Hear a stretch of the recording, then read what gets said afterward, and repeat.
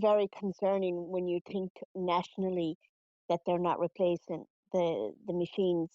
I suppose Limerick is very unique for us in the standpoint that we're a public system through chemo, but we're actually a private hospital through radiotherapy.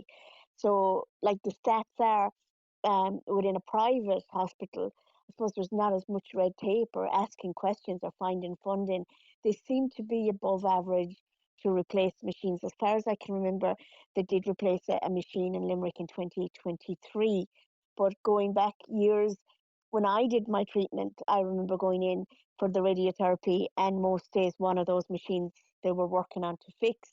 And that is, as says, where we're in a unique position where these machines are from a private hospital, but they work within the bounds where they're in a public setting, they're in a public hospital setting. So we are unique, but as you said there, a lot of people from Clare mightn't necessarily be able to get the radiation treatment in Limerick for specific cancers and might have to travel to Galway, Cork or Dublin. And the fact that you have to do this on a daily basis, where sometimes it's 5 days in the week, if you're traveling and one of these machines is not working, it's wasteful of their time, and they might have to do this over several days.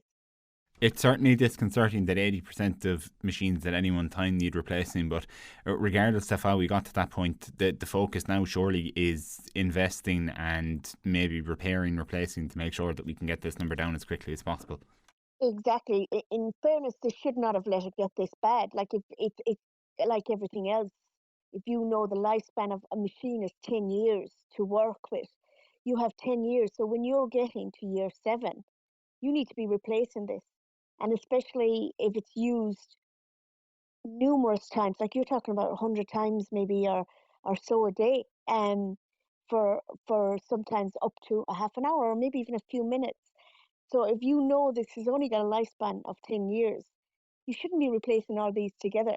So it's like now it's a crisis point. You have to find massive funding to replace all of these machines, where in another 10 years you could be in the same position you are.